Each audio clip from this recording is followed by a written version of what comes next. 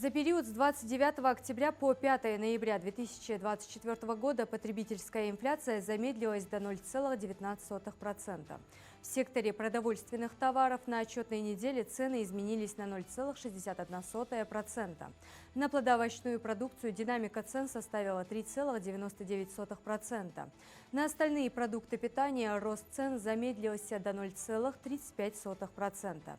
В сегменте непродовольственных товаров возобновилось снижение цен до минус 0,6%. Снизились цены на легковые автомобили, а также электро- и бытовые приборы. В секторе услуг цены снизились на 0,21% при удешевлении услуг гостиниц и санаториев. Министерство экономического развития Республики Ингушетия объявляет прием документов для участия в конкурсном отборе грантов в форме субсидий субъектам малого и среднего предпринимательства, включенным в реестр социальных предпринимателей, а также субъектам малого и среднего предпринимательства, созданным физическими лицами в возрасте до 25 лет включительно. Предоставление грантов осуществляется в рамках реализации национального проекта «Малое и среднее предпринимательство» и поддержка индивидуальной инициативы. Подробнее на сайте Минэкономразвития Республики Ингушетия. С 18 по 24 ноября предприниматели со всей страны смогут получить необходимые для развития бизнеса знания в онлайн-формате.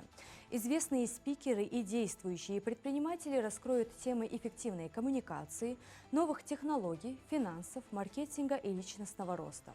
Организатором онлайн-марафона выступает «Мой бизнес. Мои возможности» при поддержке Минэкономразвития России. В рамках онлайн-марафона выступит порядка 30 спикеров, включая топ-менеджеров крупнейших российских компаний, представителей маркетплейсов, образовательных платформ, экспертов банковского дела, бизнес-тренеров, государственных и общественных деятелей. Каждый день будет наполнен мотивирующими историями и практическими советами, которые помогут участникам расширить свои горизонты и получить новые знания. Для участия в онлайн-марафоне необходимо зарегистрироваться на сайте businessmarathon.rf. Трансляция пройдет в прямом эфире на странице центров «Мой бизнес» в социальной сети ВКонтакте. Для предпринимателей будет организована возможность задавать интересующие вопросы. Ингушетия в числе регионов, которым удается сохранить темп роста промышленности. За 10 месяцев этого года индекс промышленного производства составил 113% по отношению к аналогичному периоду прошлого года. Следует отметить, что наша республика на протяжении последних 3 лет показывает стабильно положительную динамику по индексу промышленного производства.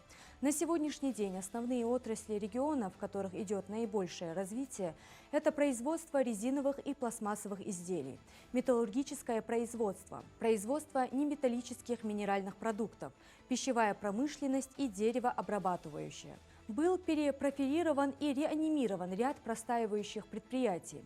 Создан замкнутый цикл по производству алюминиевых профилей и металлических сплавов. Также успешно работает предприятие по производству полимерных труб.